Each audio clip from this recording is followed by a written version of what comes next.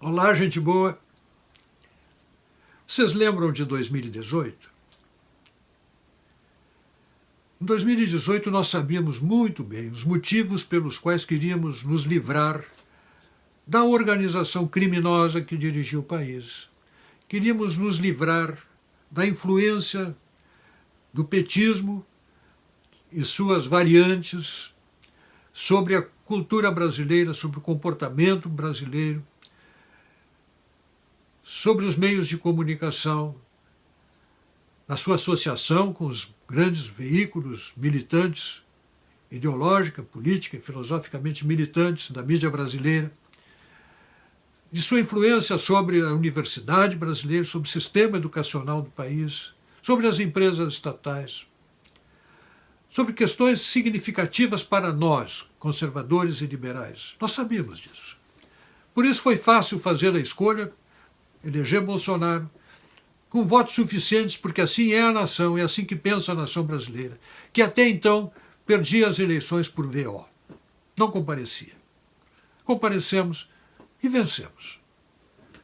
Acontece que boa parte, a parte importante, o governo vem fazendo bem o cotidiano e atendendo muito bem o cotidiano da vida nacional.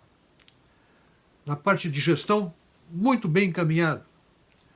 Mas na questão dos valores, na questão dos princípios, na implantação das nossas convicções, de afirmar o Brasil como uma nação conservadora, sob um governo conservador, o governo não consegue fazer isso, dada a objeção que sofre do Congresso Nacional e do Supremo Tribunal Federal.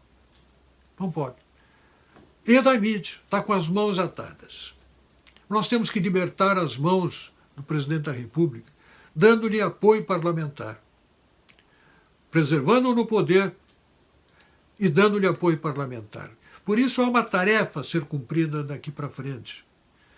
Temos que parar de ser conservadores e liberais dispersos, desarticulados, atuando nas redes sociais, para nos organizarmos politicamente para essa eleição importantíssima, porque eles estão organizados.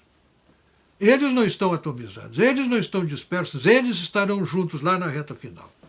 Eles atuam conjuntamente no Congresso Nacional. E nós, espalhados, dispersos, sem nenhum apoio externo, que não temos e acho que não teremos, não vejo como ter. Mas as organizações da esquerda mundial, a máquina e o aparelho esquerdista, está montado já tem um século de história, internacionalmente montados.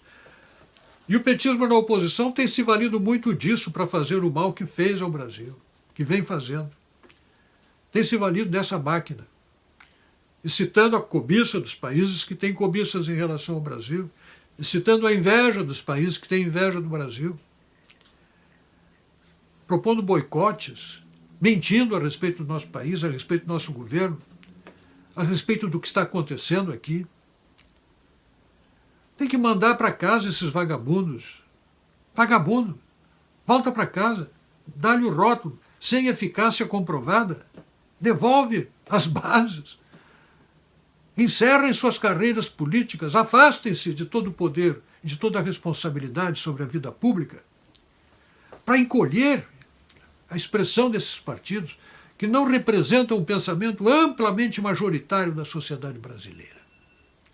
É a tarefa que temos pela frente.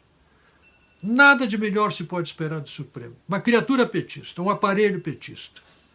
Nós temos que exigir mais do Senado Federal. A alegação de que não poderiam processar impeachment de um ministro do Supremo, que isso iria desestabilizar as instituições, que seria uma irresponsabilidade fazer, uma CPI da lava-toga, impensável. Isso não se pode pensar seriamente numa coisa dessas. O mal que isso causaria à República. Estaríamos desequilibrando as relações entre as instituições. Motivos nobres para apresentar ao público quando os verdadeiros motivos não poderiam ser mais rasteiros. E, na verdade, era que não pode deixar de existir é aquela regrinha pela qual o Senado não processa ministro do Supremo não condenam senadores.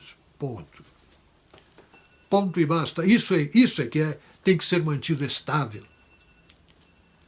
Agora eu pergunto, se é uma preocupação real com a estabilidade institucional, essa CPI ridícula da hidroxicloroquina não faz isso? Não produz esse efeito?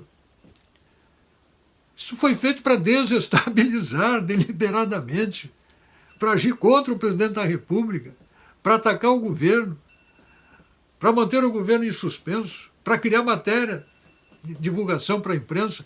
Isso é peça de campanha eleitoral deles para 2022. Eles estão trabalhando. E essa CPI é peça de campanha política. E nós parados, e nós não nos organizando, temos que manter viva a chama. Porque saibam, a história vai nos cobrar o que vai acontecer na eleição de 2022. Que tem que ser com voto impresso. Não pode ser com essas urnas que incineram o nosso voto, tem que ser com voto auditável, que possa ser contado e recontado. É o voto que tem que ser auditado, não a urna. Também a urna, mas é o voto principalmente. Precisamos ter essa garantia, cobrar essa garantia e impor esta realidade ao país. Eleições auditáveis, não sigilosas, não secretas, quase impossíveis de serem fiscalizadas, com voto impresso, porque essa é a nossa responsabilidade. Nós seremos cobrados pela história do resultado concreto da eleição de 2022. Se vamos ser levados na conversa por esses que não amam o país, esses vagabundos que são capazes de fazer mal à própria nação, porque a história colocou nas nossas mãos, Deus colocou nas nossas mãos a responsabilidade de, perante um discurso multiculturalista que contamina todo o Ocidente, mas que rejeita exatamente a cultura ocidental, cristã, mundo afora, mesmo problema que acontece aqui, a responsabilidade ficou para o Brasil. Desde a derrota de Trump, os Estados Unidos caiu na mão deles. E olha o que o Biden está fazendo. Olhem o que o Biden está fazendo. Vamos deixar o Brasil ir nessa mesma direção? Nós temos que estar unidos, juntos, conscientes da nossa responsabilidade perante a história, de nosso dever perante Deus, que entregou essa tarefa à terra de Santa Cruz, ao nosso amado Brasil, ao bom povo brasileiro. Pense nisso. Meu nome é Percival Pugina. Quero o meu país de volta. Não solto a ponta da corda. E peço a cada um de vocês que preste muita atenção na responsabilidade que temos. Não pode ser maior.